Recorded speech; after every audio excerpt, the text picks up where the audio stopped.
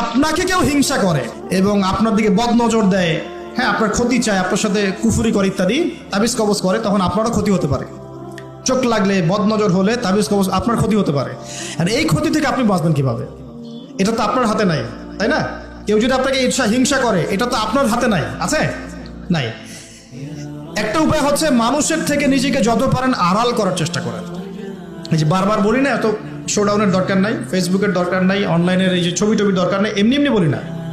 আমরা চাই যে মানুষ থেকে যতটা পারে আড়াল হতে, যতটা সম্ভব, কারণ এখন তো এর চেয়ে বেশি কিছু পাচ্ছি না।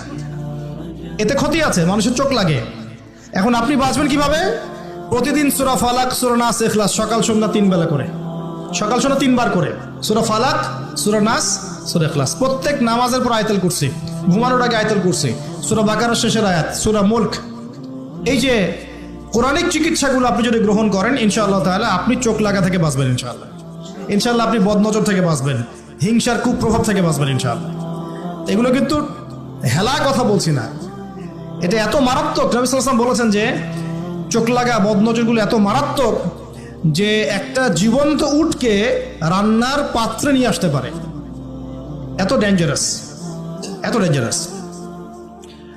তো হিংসা করবেনও না, হিংসার শিকারও যেন না হন। এই জন্য সূরা ফালাককে বেশি বেশি তেলাওয়াত করবেন। কুল আউযু বিরাব্বিল ফালাক মিন শাররি মা খালাক ওয়া মিন শাররি গাসিকিন ইযা ওয়াকাব ওয়া মিন শাররিন নাফাসাতি ফিল উকাদ ওয়া মিন শাররি হাসিদিন ইযা হাসাদ। আমি হিংসুকের হিংসা থেকে আল্লাহ তোমার আশ্রয় চাচ্ছি যখন সে হিংসা করে।